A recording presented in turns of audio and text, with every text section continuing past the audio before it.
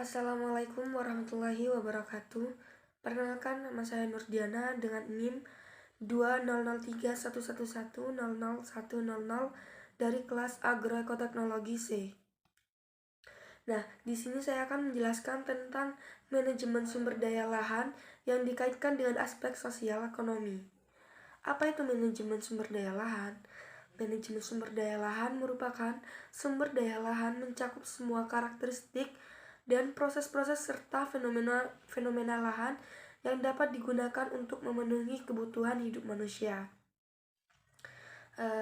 Lahan adalah bagian daratan dari permukaan bumi sebagai suatu lingkungan baik yang meliputi tanah beserta segenap faktor yang mempengaruhi penggunaan seperti iklim, relief, aspek geologi, dan hidrologi yang terbentuk secara alami maupun akibat pengaruh manusia.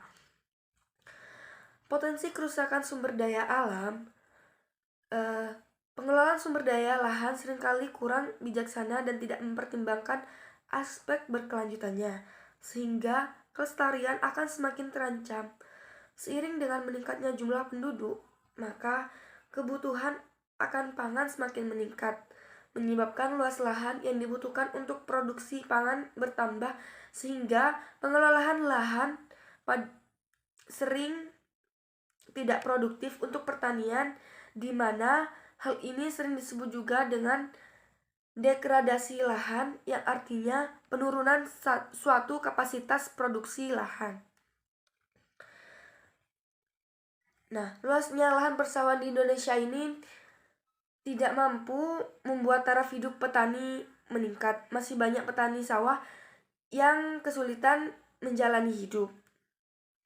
Meningkatnya berbagai kebutuhan hidup, baik kehidupan primer maupun sekunder, yang biasanya dihasilkan dari industri-industri dan juga krisis ekonomi yang tak kunjung terselesaikan, telah membuat para petani semakin miskin. Kerusakan sumber daya lahan akan berdampak pada aspek sosial ekonomi baik masyarakat maupun negara, karena hal ini akan menyebabkan penurunan bagi produktivitas sehingga pendapatan petani pun ikut menurun. Kaitannya dengan aspek sosial, bahwa manajemen sumber daya lahan ini dapat berperan penting dalam berkembangnya pendidikan, keterampilan, dan organisasi antar petani.